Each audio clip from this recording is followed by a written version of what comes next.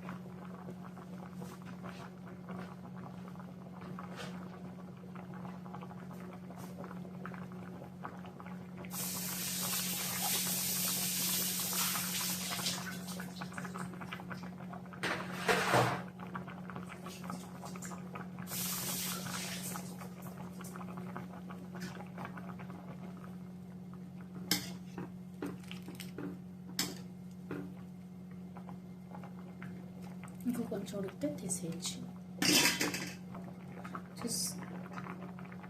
చూసారు కదా, ఇప్పుడు డ్రాయింగ్ చేసేద్దాం. డ్రాయింగ్ చేసి ఇలా తీసేయాలి.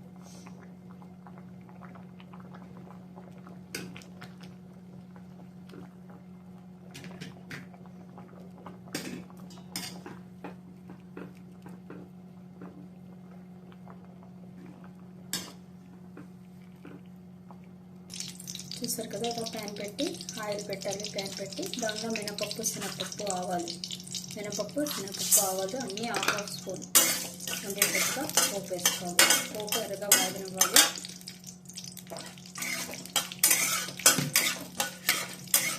రెడ్ చిల్లీ కూడా వేసుకోవాలి. రెడ్ చిల్లీ కూడా వేసి వేయించుకోవాలి పోపు. చూసారు కదా, పోపు వేయనివ్వాలి. దీనికి నేను గ్రౌండ్నట్ ఆయిల్ వేసాను. ఇప్పుడు ఇందులో గ్రీన్ చిల్లీ, కరివేపాకు,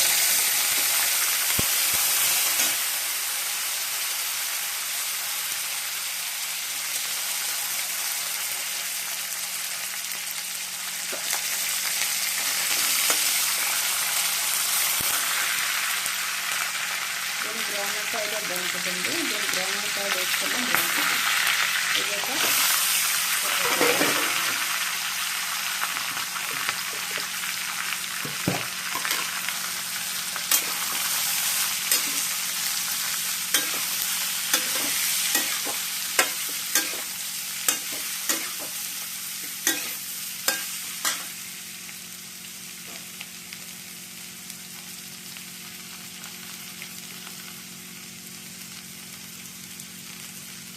కొంచెం టర్మరిక్, అలాగే సాల్ట్,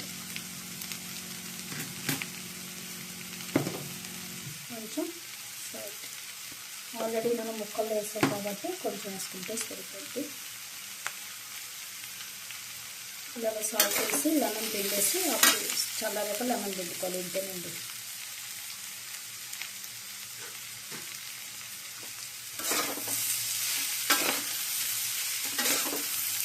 ఒకవైపు ఆగనిచ్చి చల్లారాక లెమన్ పిండుకోవాలి. అంటే బంగాళదుంప ఉప్మా కూర రెడీ. ఇది రైస్లోకి చపాతీలోకి కూర బాగుంటుంది. దీనికి బ్రౌన్ ఫ్రైలే బాగుంటుంది.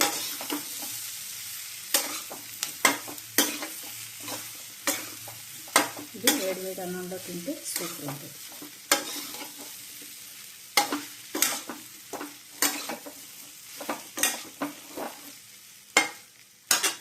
ఇంకేనండి, తప్పకుండా ట్రై చేయండి, బాగుంటుంది.